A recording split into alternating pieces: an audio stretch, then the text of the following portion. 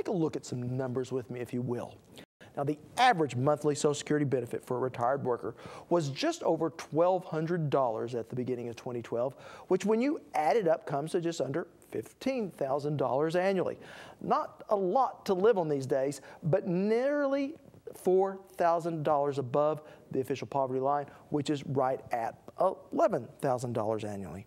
But take Social Security benefits away, and nearly 1 of every 2 seniors would fall below the poverty line.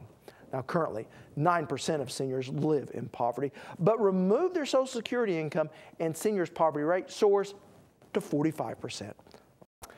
So how does that compare to years past? Well, in the 1950s, a time when we often look back nostalgically on, poverty for senior citizens was at 35%, almost 4 times as it is today at 9%. Now, that's something made better in great part by Social Security checks that have been increasing over time. Take a look at these numbers for me. In 1972, the average retired worker got a check for just over $162 a month. Now, adjust that for today's inflation, and that would be right at $873. But just as we showed you earlier, the average check for today's recipient is now over $1,200. So when you adjust for inflation, Social Security payments now average about 38% higher than in 1972. Now, not only does Social Security pay more, it pays more to more people. Seniors are not the only ones receiving a Social Security check these days. Retired workers now only make up just 64% of those receiving a Social Security check, with a price tag of about $43 billion.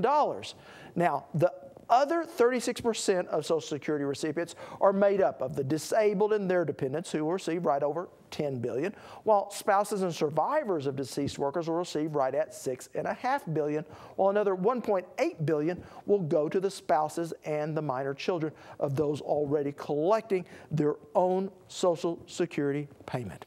So when you add all that up, almost 1 of every 6 Americans receives a Social Security check. The problem is, while the number of recipients is going upwards, the number of workers paying into the program, well, it's been going the exact opposite of the direction. Let's take a look at this. From 1972 to 2010, the ratio of workers paying into the trust fund versus the beneficiaries collecting a check fell from 3.6 workers per every Social Security recipient to just 2.8 workers per recipient now. Now, how do we pay for all this? Well, in the past 40 years, real wages have increased by about 12%, but the Social Security payroll tax that comes out of all of our checks, that's only increased in the same time period by only 2.4%. So while Congress made the adjustment to raise what seniors receive from Social Security, they did not put in any mechanism to pay for it, which is a long-term challenge for the program. According to the trust fund's own annual report, if nothing changes, Social Security will be able to pay full benefits only until the year 2033. After that, benefits will need to be reduced by about 25%. Yet, despite Social Security's long-term funding problems, the program could be preserved for generations to come with modest but politically difficult changes to both benefits and, dare I say it, taxes, or maybe just a combination of both. Here's what a think tank called The Third Way is proposing. It has developed a proposal to increase Social Security benefits slightly for the most vulnerable, trim benefits for the wealthy, and eliminate them altogether for the super rich. Their proposal would also gradually increase the retirement age to 68 for today's 38-year-olds. Not so bad when you consider that for someone my age, it's already at age 67, and eventually set it at 70 for today's 4-year-olds.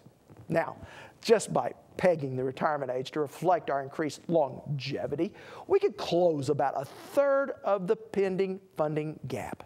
Now, the Third Way proposal also tinkers with the Consumer Price Index formula that's used to set annual cost of a living adjustments for retirement benefits. You remember, that's the rise in payments, which is now at about 38% above the rate of inflation.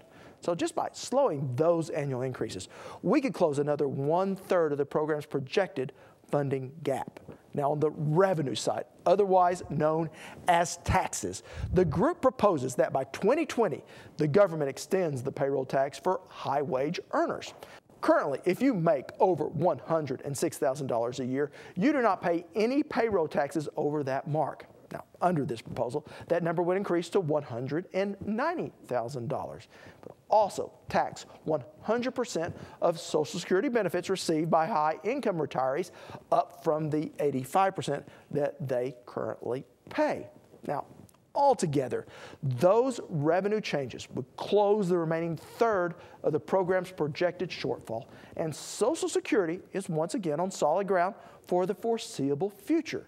Now, the problem is, while the math may work, the politics may not. All of the options carry political risk because they have the potential to affect nearly every U.S. family while also raising the ire of powerful interest groups. But the sooner the changes are made, the more subtle they can be. Each year, lawmakers wait. Social Security's financial problems loom larger, and the need for bigger changes become even greater. Now, if you'd like to learn more about Social Security and Medicare funding, just head to our website at okhorizon.com, where each day we have a new fact of the day, courtesy of Face the Facts USA. When we return, we meet some seniors out to change the way that they live.